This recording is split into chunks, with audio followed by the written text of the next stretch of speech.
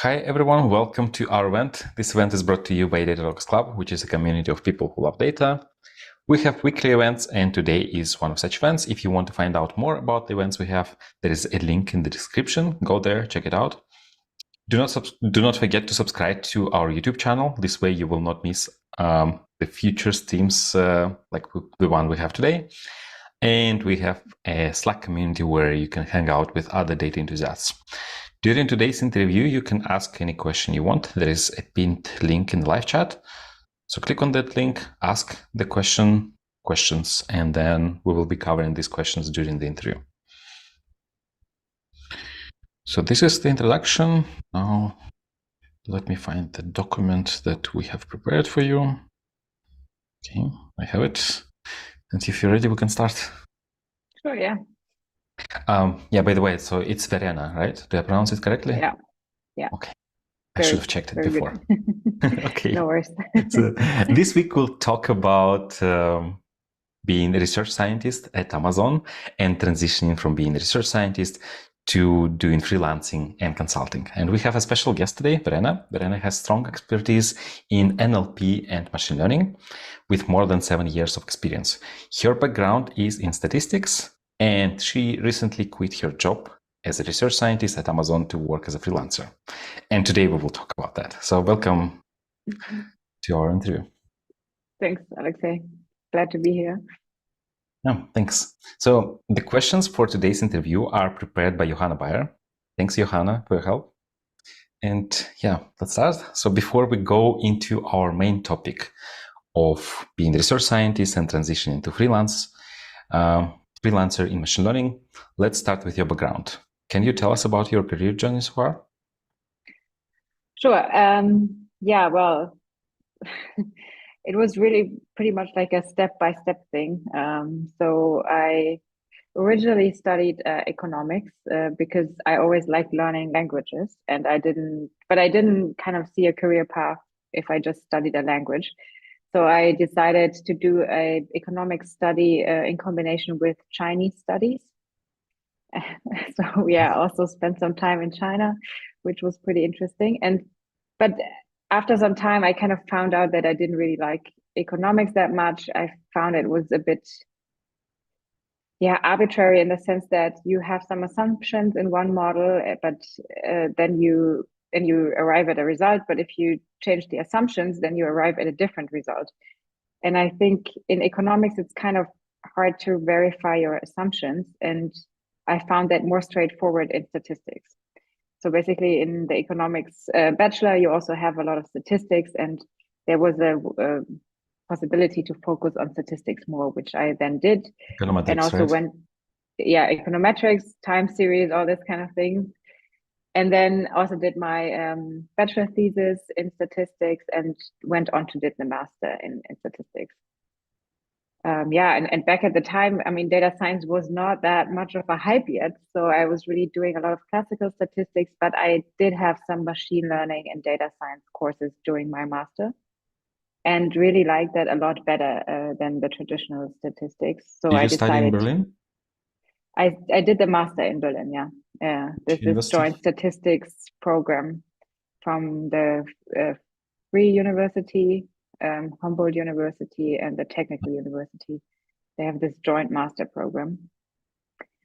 And yeah, basically discovered data science and machine learning during that program and decided, okay, this is what I want to work on. And yeah, was trying to find a job in Berlin in data science after finishing the master.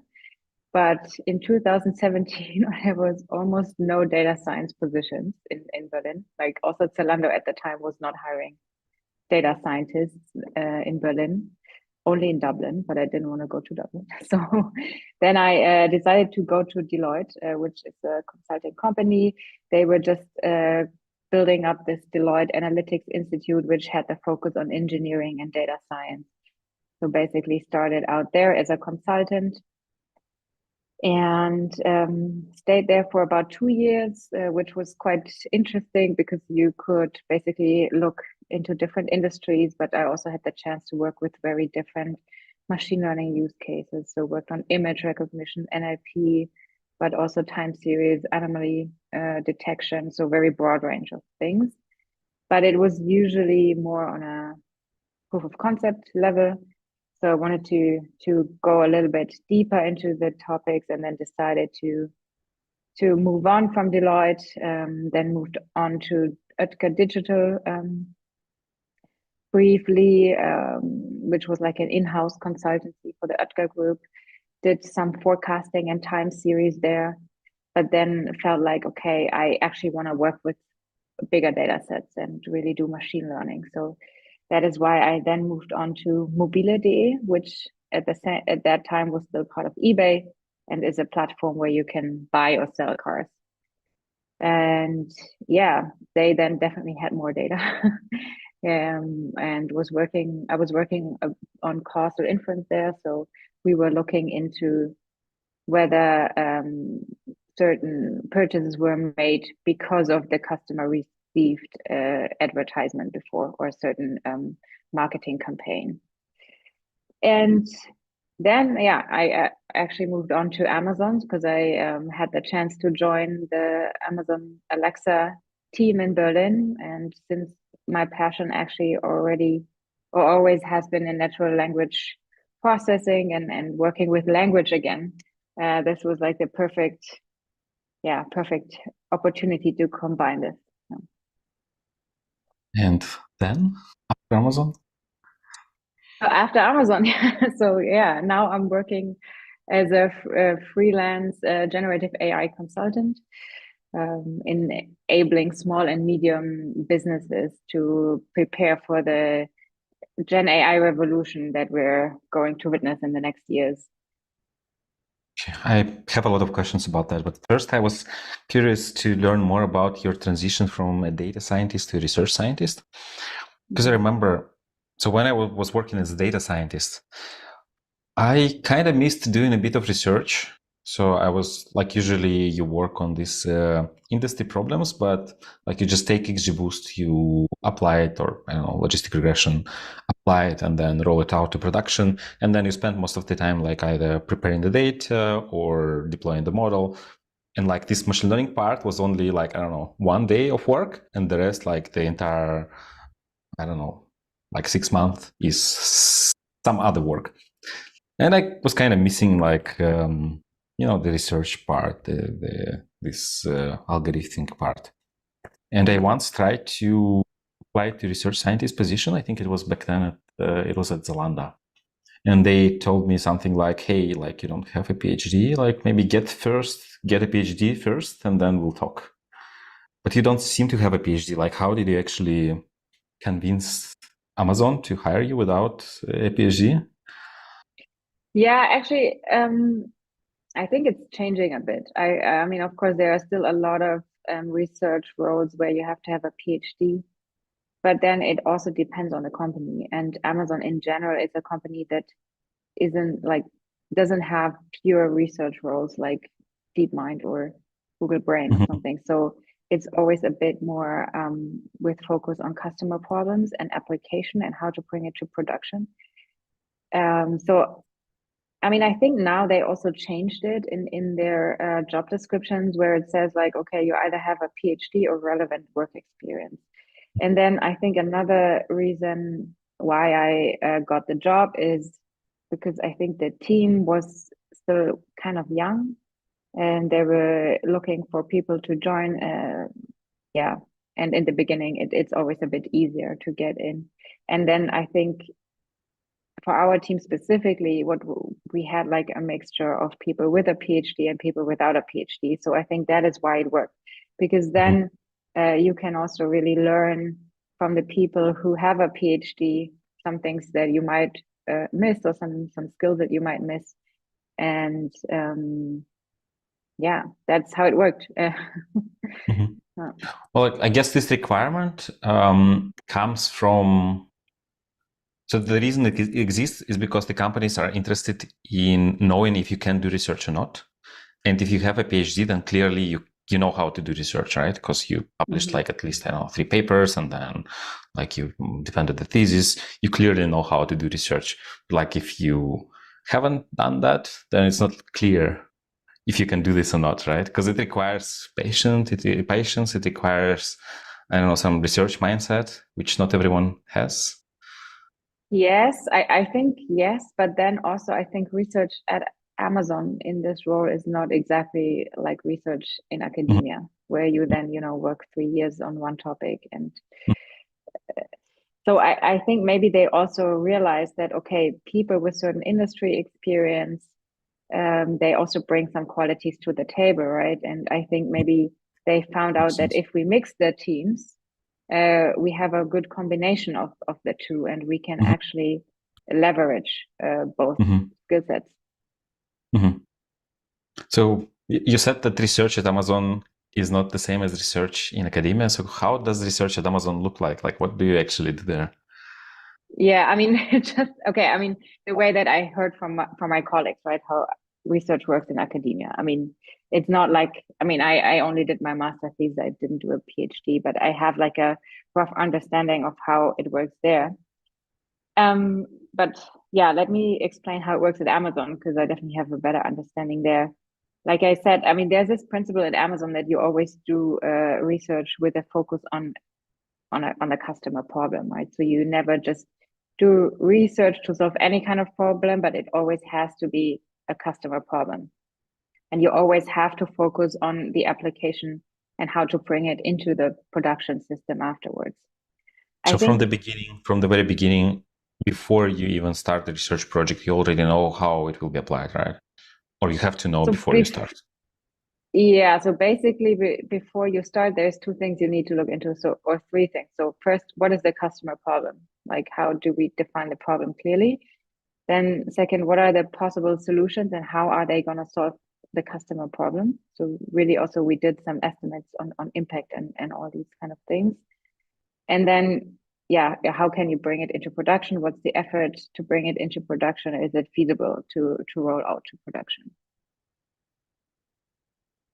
Yeah, and then I think what it kind of differentiates from this normal data science role then that you talked about is, so you work with cutting edge machine learning models there, right? You don't work with XGBoost like you mentioned. So you really work with state of the art research. So you look into the papers, you look at existing approaches, and then you adapt them to your problem at hand. And this is really cool because Amazon also really promotes this kind of strong link to academia, where you really rely on cutting edge research to solve these customer problems. And of course, also the models that we work with were already quite at the state of the art. And then one part that I also didn't do in any other job before was really publishing papers. So we had a goal each year to publish papers in academic conferences, for example, ACL or EMNLP. And we also attended academic conferences. Whereas in my previous role as a data scientist, I usually went to those industry-oriented conferences. That's interesting because, like, I know that publishing papers in these top-tier conferences is already hard enough. But in addition to that, you also have to think, like, how am I going to put this thing into production? So you kind of have two jobs in one, right? Exactly. It's challenging. It's not easy, but I also have to say, there is not only the research track anymore, but these conferences now also often have industry tracks. So there it's not that much about the novelty of the approach. And especially what's important is you also don't necessarily have to publish results on open source data sets, because sometimes we didn't have the time to rerun experiments on an open source data set, but of course we couldn't release the data sets that we were using for our experiments. So yeah, most of the time there are also teams and scientists who publish at the research track, but we also published in the industry track a lot. Because for these conferences, for these industry tracks, what is interesting is the applications of these state-of-the-art methods, right? So one thing is like, yes, you can develop this state-of-the-art algorithm and then test it on like usual benchmarks. But what about applying it to real life problems? And this is what you do, right? And then you publish research on that. Like, we had this problem, and this is how we used state of the art.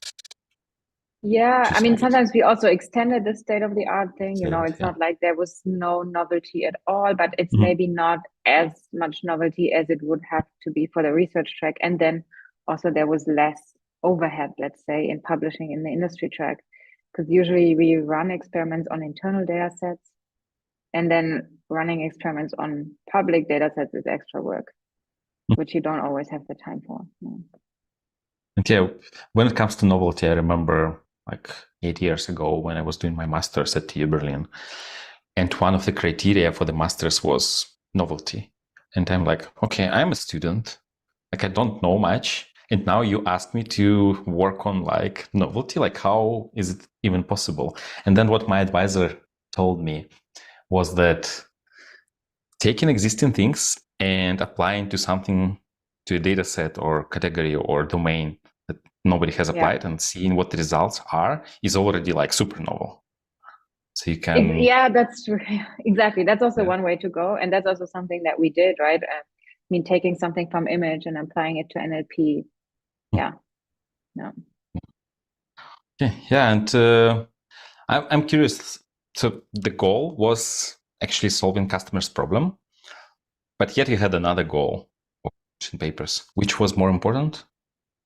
Yeah, Like of the course. I main mean, KPI the main was. KPI is customer problems, because that's Uh-huh. also where you kind of, I mean, that's the first thing that you do, right? That's the Mm-hmm. work that you do. And then afterwards you might publish the Mm-hmm. paper. Yeah. Okay. So you It's not kind of in have two parallel KPIs. usually. Mm-hmm. So you have two KPIs, but the business metric is more important, like that you Yeah. solve the customer problem, and then papers are more like nice to have, right? Or it's still important to, like, if you don't publish, then you're not a researcher, right?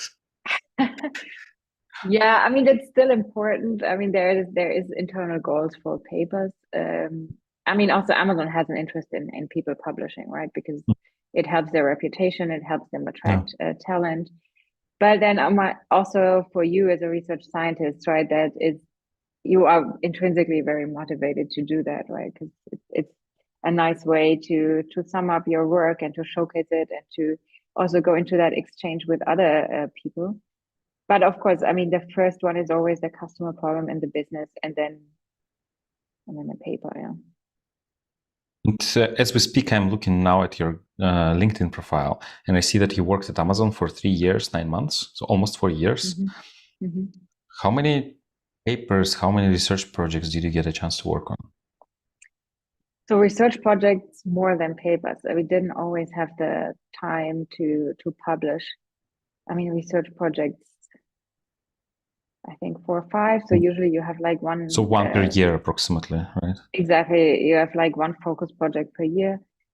And then papers, I think it's 4 papers. Yeah. In your Google Scholar that I have open right now, it's Yeah, 4. it's Yeah. 4. Yeah. Just like 1 paper per year too, right? So 5 projects, 4 papers.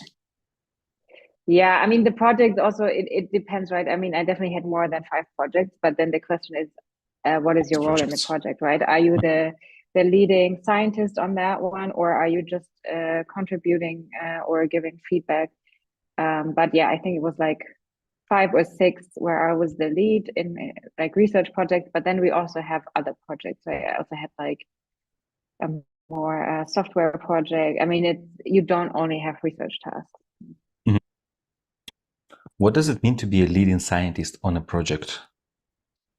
So that means you are the owner of the project, right? You are responsible for kind of defining the problem, trying out different solutions, communicating with stakeholders, uh, you know, kind of giving the initial approaches, and then I mean you can of course work with other people and go collect feedback and ideas and input, but you're the main responsible person to successfully finish the project.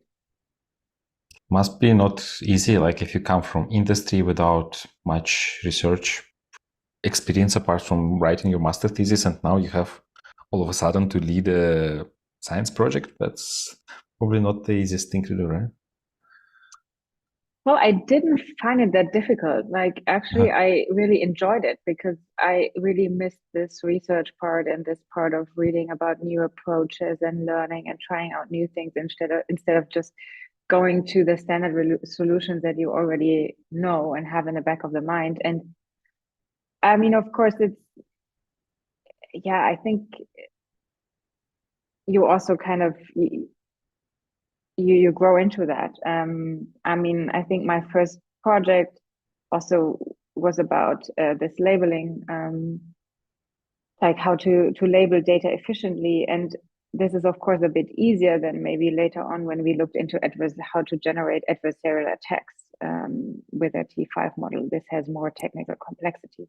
And then, of course, what I have to say, you also have a lot of support at Amazon. So this is really great. You have a lot of competent people around you, and you really have this culture of collaboration. So whoever you reach out to, they will always be happy to support you. And I really enjoyed that challenge to kind of, catch up on this. Mm-hmm. And also prove that you don't need to have a PhD to be a scientist, right? Yeah.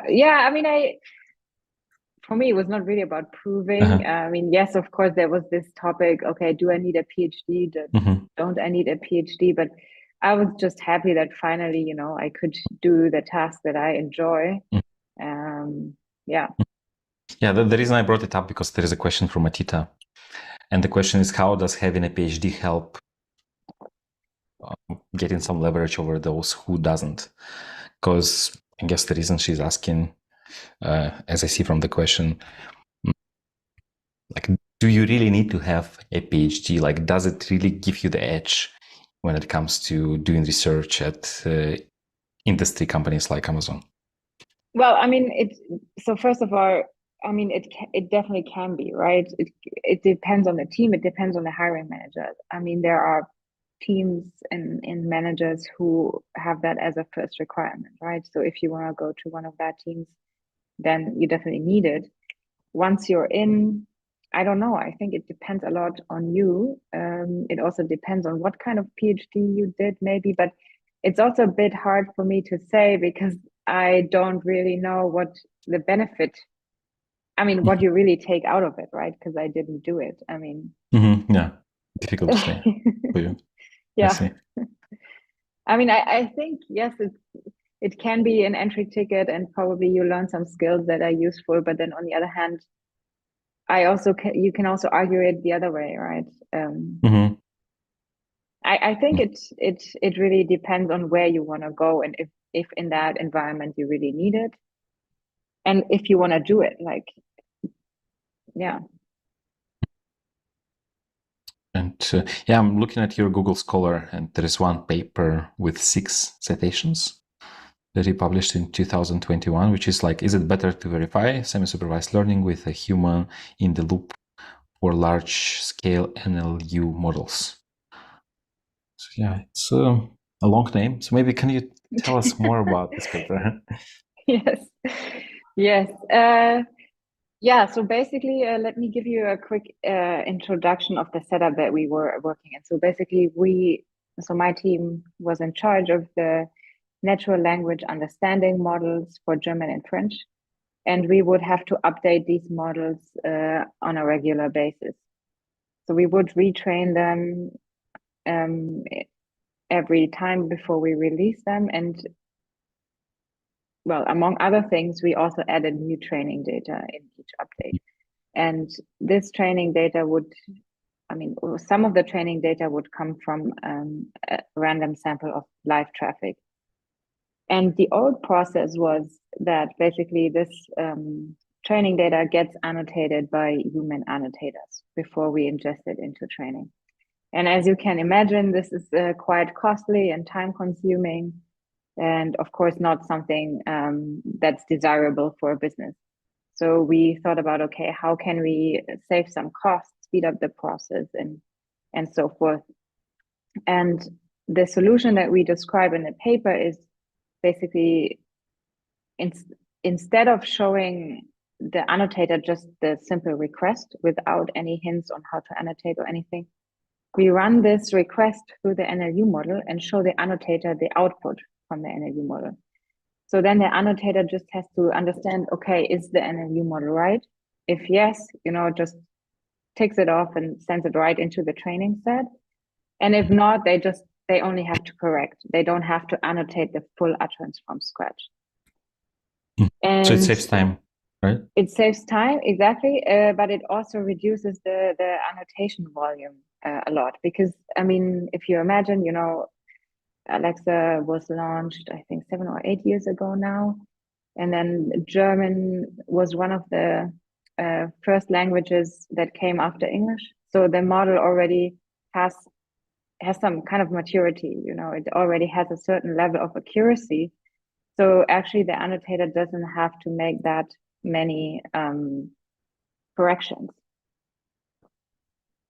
And yeah, another thing that we found that's quite interesting actually with that we didn't expect was it also leads to more consistent annotation. So because if you can imagine, you just show the utterance to the annotator and then they just annotate as they think. They don't have like a primer or some kind of bias, which sometimes could also lead to the same utterance being annotated in a different way, which gave us inconsistencies in the training set.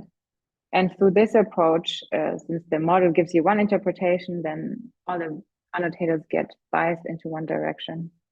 You have more consistency in the training data. Yeah. You might have my voice somewhere in the training data because I have an Alexa speaker and we use German because my son speaks only Russian and German. He doesn't speak English. So then we thought, okay, I will practice pronouncing in German and we'll see like if Alexa understands me or not. So maybe you have that in the training data too. Maybe, yeah. But the product problem was you wanted to improve the accuracy of Alexa, right? Yeah, I mean, okay, the customer problem, and this is accuracy, yes, but then of course, I mean, sometimes the projects were also aimed in improving our internal processes and reducing cost. Yeah. Okay. So in this case, it was mostly driven by cost reduction, but then at the end, it also impacted accuracy because like you have a better data set. And there is already a process where you bring in more data to improve the model, and you just wanted to make this process cheaper, right? Cheaper, faster, yeah. And how do you evaluate the performance of these models? Like just you by looking at, well, I guess you send it to the annotators, right? They say yes, no, right? And then so usually we just have test sets. We have a bunch of different test sets. So after training, the model is just run on different test sets. And then we just look at certain kinds of metrics. Yeah. I mean, sometimes, for very high performing utterances, we would also do some extra checks to make sure that they still work after retraining the model. That was actually one of the other projects I worked on to reduce this effort of really making sure that all the high traffic utterances still work after retraining. We worked on an approach to make the model more stable. So when you basically retrain it, you put more weight on utterances that have high traffic such that they get interpreted correctly. I remember for me, the main problem was with Alexa. When I ask it to play a song, like I say first, like Spiel, like I say in German, right? And then the song name is in English. Okay. And I think like maybe it didn't always get the song name correctly because like it's, I don't know how these models work with like when you mix two languages. Yeah, it should actually work because I mean the song name is an entity, right? And we keep those entities in English. If the song name, I mean, if it's an English song, right, then it should work. Maybe, but it could, of course, also be an ASR issue, right? That the ASR model didn't properly transcribe or maybe my pronunciation. the song name. Yeah, so that could lead to ASR issues, but sometimes also, if the song is not very popular, it can be that it just doesn't work that well. Well, songs by Queen were like most of the time, like it played the song I asked, like if it's popular, like Queen or something like that, like popular songs. Less popular, yeah, like you're right. Guess it depends on how much traffic you get for particular songs, right? Exactly, yeah. Because I mean, if something goes wrong, the more often it goes wrong, the higher the probability someone else will notice and then we will fix it. If it's like a song that somebody asks to play once a year, then okay. Yeah, you're not gonna find that in the traffic. It's just too much noise. Yeah, I see. Yeah. I know maybe it's internal data, but what's the most popular request to Alexa? I don't know. And I also would not be allowed to share, Able to I guess. say, yeah. Okay. For me, it was mostly timer, so I was using it to I set mean, timer yeah, for. the most popular domains are definitely music, timer, weather, like those are used very often. And I also I was checking up her. It's her, right? Because like I can use different voices, but like it was speaking with female voice to me. I guess like it's a difficult question. Yeah. Like, what's the gender for this AI model? Yeah, I would just say her probably just because the name is already it's female. Alexa, right? Yeah, exactly. But also, it's kind of similar to Alexei. So there is a funny story. So like, I was talking to my colleague, and he had Alexa in his room, and every time he said my name, Alexa would activate. Yeah, Alexa, yeah, of Alexei. course. Yeah. Yeah. Yeah, yeah. It's close. Yeah, I can. Yeah. Okay. Yeah. And recently you decided to focus on something else. I guess that's quite different from what you were doing, right? So now you're a freelancer. So maybe can you tell us more about that? Like, what do you do now, and how did you make this decision to change your career and start freelancing? Yeah, I mean, I don't know if it's, I mean, okay, it is different in the sense that I'm not working on like one model anymore. But of course, there is still going to be quite some overlap in terms of topic. Yeah. So, because, I mean, as I said before, my goal is to support companies in the adoption of AI, especially generative AI with text, and kind of keep them competitive in the long run, because that's going to be crucial to enhance your productivity. And I mean, there is a lot of overlap there, right? In how you, well, in the kind of technology that I'm working with, and then also since I worked at Deloitte before, where I was already in this technical consulting role, there is some overlap there, right? I mean, of course, the working mode is very different because it's the first time that I'm not employed anymore. So this also means you have to take care of everything right now, right? You have to get new clients, get new projects. You have to market yourself. You have to promote yourself, and I mean, you also have to send out the invoices in the end, and you have to take care of your taxes. So that is of course different. I think the second part of your question was like how I made this decision, right? Mm-hmm. Yeah, in general, I think you can have a lot of impact if you support these smaller to medium-sized businesses in adopting AI. I think in Germany, this is especially important because we're lacking behind with adoption of AI, digitalization, and innovation. So I see that I can have a contribution there. But in general, I just also wanted to think and work in a more entrepreneurial way, and having more freedom on top in the way how you work, what you work on, who you work with. And another thing actually that really led to this decision was that I wanted to have the possibility to also venture out in new areas. And that's in kind of, doing several things in parallel. I think that's easier if you're self-employed versus if you're working full-time or even just, let's say, 80 or 75% in a corporate. So you can consult on projects in different domains, in different areas, and then understand, okay, like maybe I like healthcare more than, I don't know, food tech.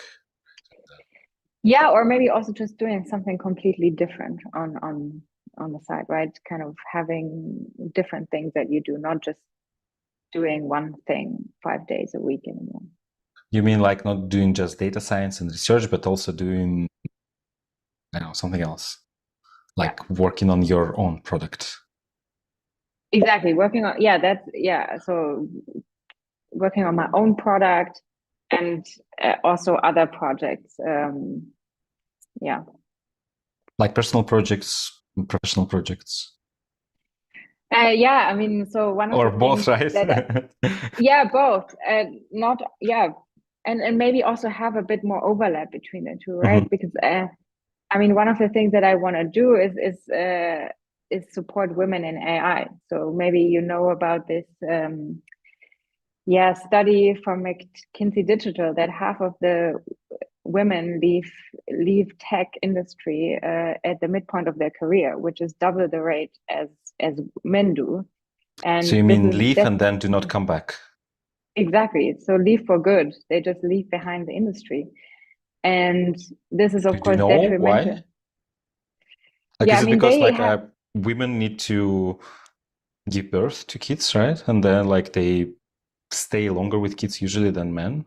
Is it the reason, or the reason is something else? no, but I think that's not the only reason. I mean, I think yes, part of it is that because they don't feel like they have enough flexibility to kind of combine the job with the family. But then I think in the article also said that a lot of women still feel like they have to do more to be successful. They feel isolated. They don't feel recognized.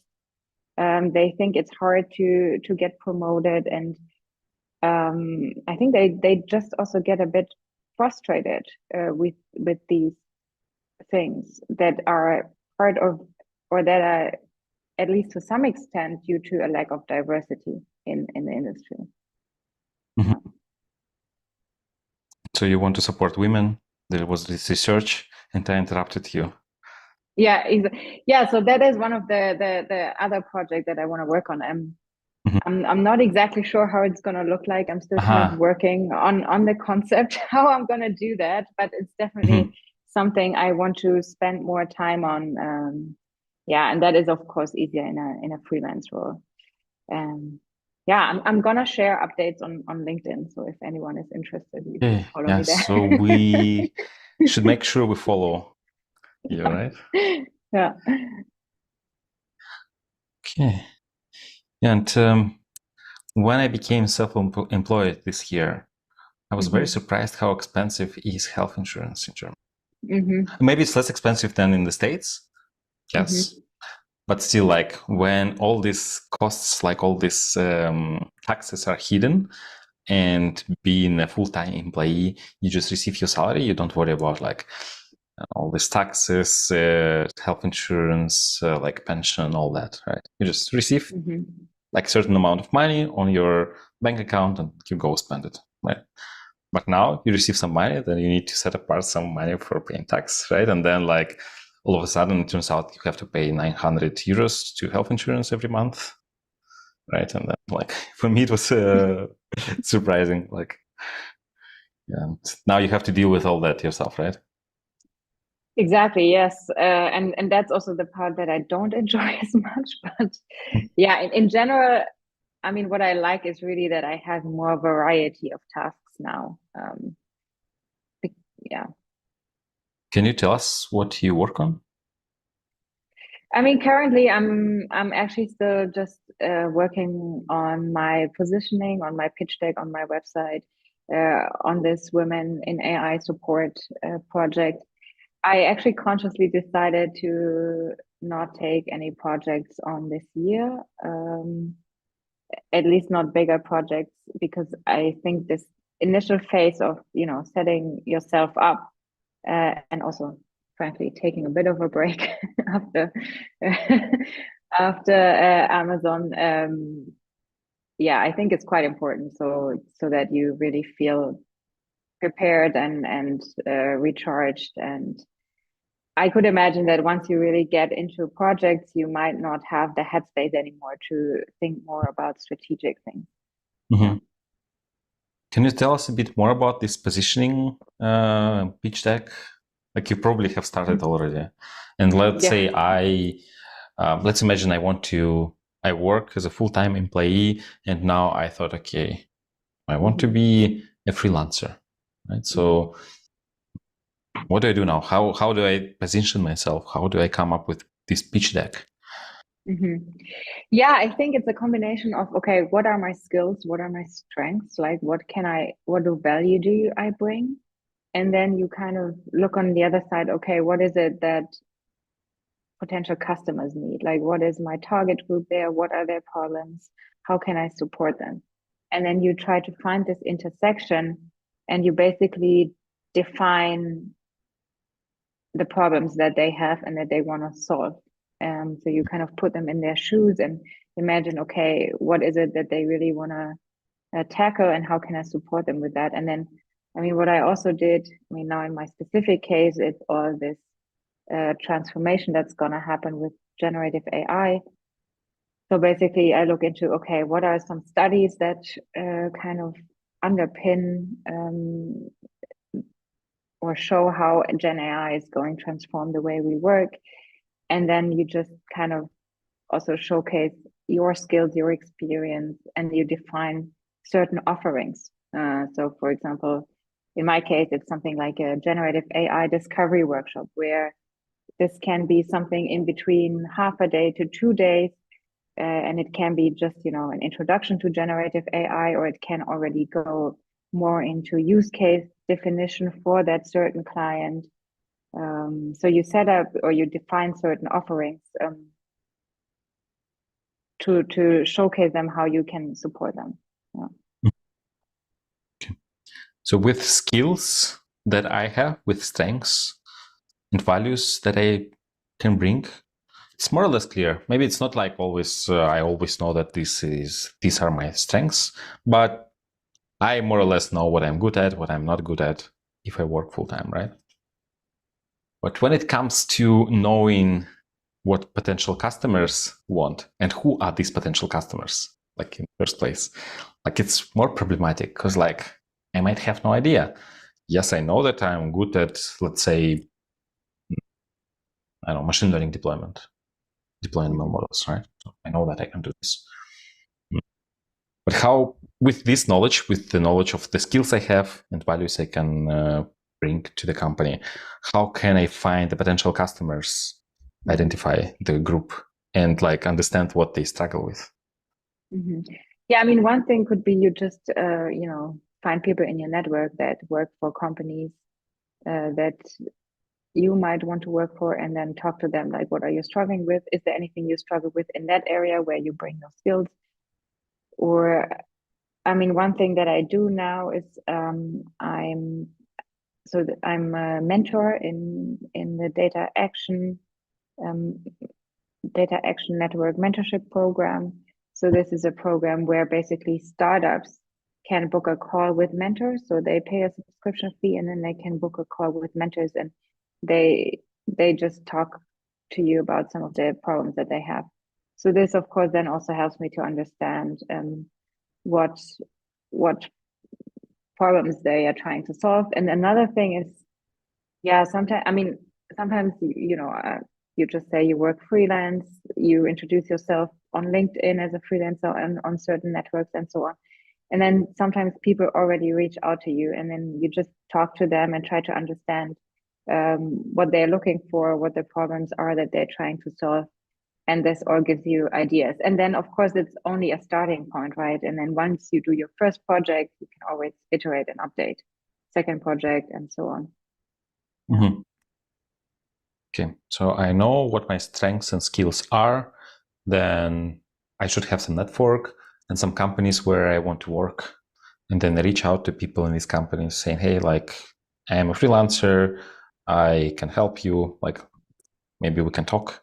And then I start asking what they need help with, right? And then I see, okay, like, these are the problems.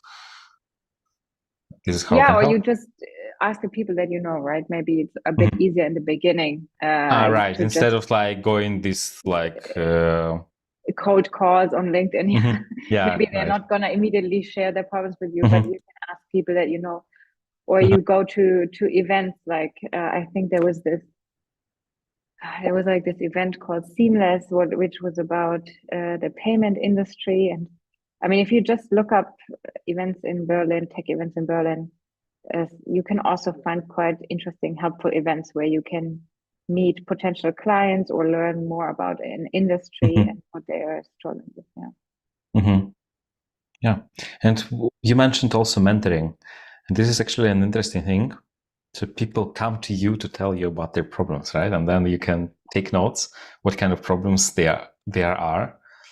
And I guess the volume is like a few people ask for like a short mentorship call, and then like you can summarize, you can see patterns there. Like startups come with, I don't know, this sort of problem, right? And then you can see, okay, like interesting, I can help them.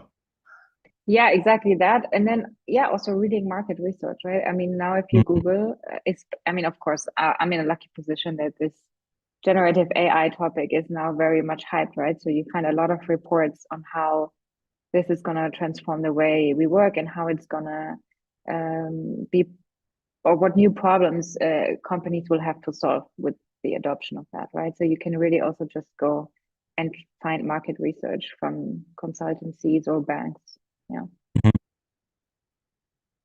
Yeah, and with approach with mentoring, it's pretty interesting because, like, I spoke with a few people. So I spoke with one guy who is doing courses, and I asked him, like, how did you come up with these courses that you offer? And he said that first he did not offer any courses. What he offered was mentorship. So he got a few students who he would mentor, and then he would ask them what they struggle with. Right. And then like from, I don't know, 6-10 students, he was able to understand that most people, at least from these 10, struggle with these problems. And then based on that, he developed a course. I guess it's sort of similar, right? So you take a few short-term sort of clients, like these people you mentor, mentees, then you speak with them, you understand what they struggle with, and then based on that, you shape your offering, right? You shape your position. Yeah, exactly. Or at least you have like a first stance on it, right? And then you do the first project and then you iterate. And then, I mean, eventually this can also lead into creating a product, right? If you see that, okay, almost every client has the same problem, then yeah, maybe you can think about how can I create a product to provide a solution for that. Mm-hmm. Yeah. Why did you decide to go with the generative AI? I mean, this is very close to what I did at Amazon, and of course, like I said before, it's natural language processing has always been the area that I'm most passionate about. I really like it, and I mean, now the recent developments, of course, It's made mind-blowing, this right? very easy, right, to make this decision to focus on that.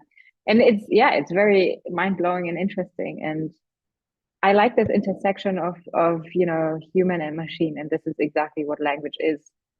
Yeah, what these big large language models are. Yeah. You probably cannot comment on that, but I was always wondering what happens if we plug Alexa to ChatGPT. That would be awesome, right? Well, Yeah, I you don't don't have to know. say anything. Yeah. Yeah. So where we were. So now you work on positioning yourself and your pitch deck, right? So what does come to the pitch deck?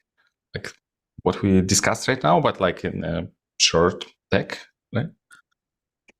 Yeah, I mean, so now so what I'm doing first is building like a long deck that has a couple of slides that really has like everything in it, like basically some slides that show, okay, why do you have to act on this generative AI revolution? What are the facts, right? And then what can generative AI do? What is the potential? What are the risks? And then some slides on who I am, what my experience is, why I'm in a good position to take on or support clients in this task. And then, yeah, some slides regarding my offering, some slides. I actually also have a list of reference projects from my corporate career in there, and then also your daily rate and how to get in touch. So this is a very long presentation, but then once I have this long pitch deck, I can just shorten it based on the audience or on the need. Mm-hmm. And then, I can also build the website based on that. Mm-hmm. It's just a different kind of display format. Yeah. So I guess it's needed for an interview, right? So when I'm being interviewed for a full-time position, like there is a process, like I need to first talk, I don't know, with recruiters and hiring manager, then there is a set of technical interviews. But for freelancers, I guess this is an interview where you present this pitch deck, right? Yeah, well, I don't think you can get a project if you don't have a pitch deck. I mean, I already had some requests and could have started working on a project even without a website, without a pitch deck. Mm-hmm. But I'm choosing to do that because I think it helps me position myself, because I want to work on certain topics and I want to be standing for certain topics, right? Not just anything and everything. And it's also an interesting thing because, as I said, I want to think more entrepreneurial, and this is part of that. And it's fun. It's I like also venturing out in a new field where I haven't, where I don't have that much experience in learning something new. So yeah. So even without this pitch deck, you already got some potential projects. Like how? Is it because people from your network already know that you are a freelancer and they are, hey, come to us before somebody else took you, right? Yeah, it's basically network and also posts on LinkedIn, like posting, I'm a freelancer now. Posting, yeah, definitely. So posts with machine learning content and yeah. And I mean, like I said before, I'm in this lucky position that currently this generative AI, there's a need for a lot of experts. So the demand is higher than the supply. So this of course makes it easier for me. So what do you post about typically on LinkedIn? Yeah, I post about very different things. I mean, I post about machine learning and how to, I post about my papers, of course. I posted about how to deliver value with machine learning. I will post about how to combine design thinking with machine learning to tailor to the user needs. But I also post a lot about, things I learn, things that help me.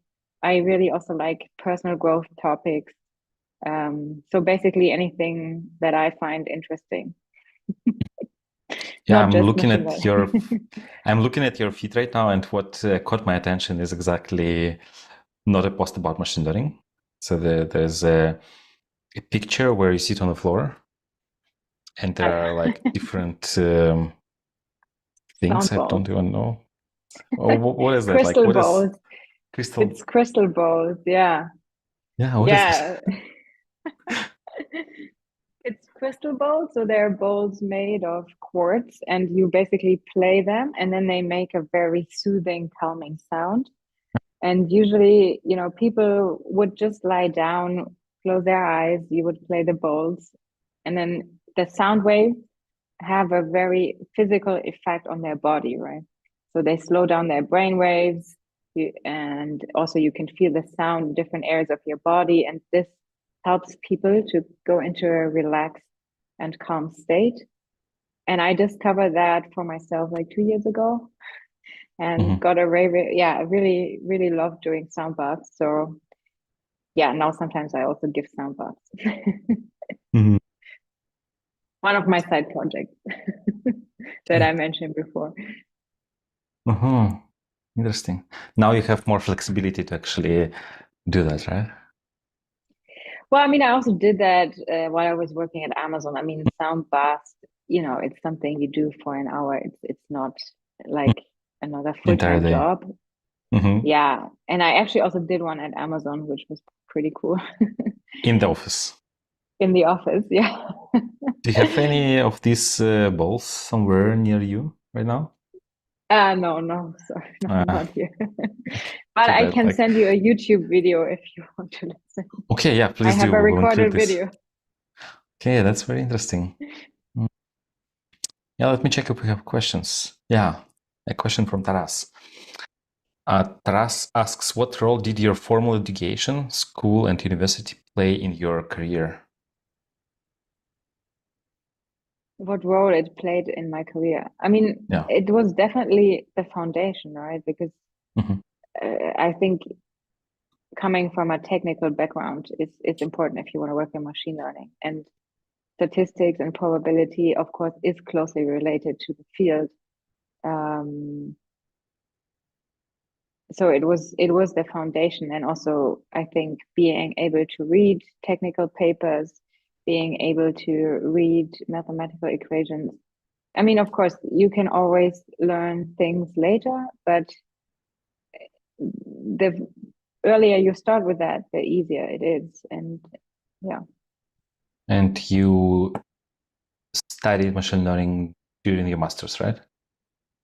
Yeah, Was exactly. But it? then, of course, it didn't stop there, right? You always Yeah, of have to keep course. learning. It's like, Yeah. did you also attend machine learning courses, the machine learning course from Technical University? Or it was some other university? No, actually, I attended the one at Humboldt University. Okay. Dr. So Lessmann. at the Technical University, there is, he's quite famous, Professor Müller. He worked on support vector machines. Right. And this is what he taught mostly, like, because he did a lot of research in this area. So in many of his classes, he was teaching support vector machines and all these things. And then, yeah, I learned that. But then when I graduated, turned out that SVMs aren't that common, to my surprise. And then, like, okay, now I need to learn about like other methods that are more common, like neural networks. Yeah. And then, like, of course, education didn't stop there. Yeah, I mean so I attended the course by Professor Dr. Lessmann. He works at the Institute of Informatics at Humboldt University, and what was really nice, he gave us like a very good overview of all the different methods and already included neural networks there. And I think one of his courses that he did during COVID is now also on YouTube. So that is also a good starting point if you want to get started with NLP, for example. He has a couple of lectures on NLP, which are pretty nice. Yeah. Okay, thanks. For a beginner. Did we cover everything we wanted? Yeah. Yeah. Okay. Well, maybe last question. So before we finish, is there any book or other resource that you can recommend to our listeners?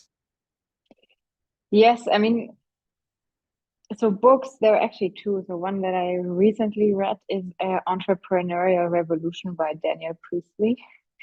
I really enjoyed that one because it's a very practical step-by-step guide, what you need to do to become an entrepreneur and how to approach getting customers, defining your offerings and all this. So I really like that one. And the other one that I recommend is Mindset by Dr. Carol Dweck. Something that I read, I think, 2 years ago. And it really, it changed my view on, basically now I'm convinced that you can learn anything and everything. Okay. If you are dedicated enough. Okay. And I find that very powerful. Yeah. Do they only convince you that you can learn everything, or they also show how in this mindset book? It's more how to approach it. And why it's important to have this mindset first. And then I think it's also easier to put into practice. And I mean, another thing that I can recommend, which is a bit more technical, there's this one podcast that I recently listened to. Unfortunately, it's only in German, but if you speak German, it's an interesting explanation of how large language models work. And you also don't need to have a lot of prior knowledge. It's called ChatGPT und LLM einfach erklärt. Wie lernt eine KI sprechen? So basically, how does an artificial intelligence learn how to speak? I will use this as practice tomorrow before my German lesson. Yeah. Let's see how much I Yeah. will understand.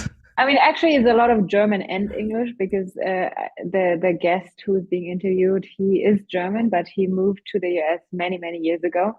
So it seems like for him, speaking English is also more his. It's also easier for him than speaking But also, German at this point. if you work in English-speaking environment, then many terms, True. like machine learning terms, True. they usually So come up in yeah, English. yeah, true. Yeah, I also find it easier to speak in English, at least Like on when you machine talk learning about related like stuff. this exactly. Yeah. Like for me, it would be difficult to speak about machine learning in Russian. Yeah, no, I mean, also when I speak about it in German, I have this tendency to use a lot of English words as well. Exactly. Okay, thanks a lot for joining us today, for sharing your experience and telling us about things you plan to work on and things you worked on. That was really great. Thanks, and thanks everyone for joining us today too. Thank you. Yeah, if you have any further questions, you can find me on LinkedIn. Just reach out there. Yeah, we need to follow you because we want to know what you will work on. Yes. So, yeah. Okay. Well, bye everyone. Bye, Verena. Thank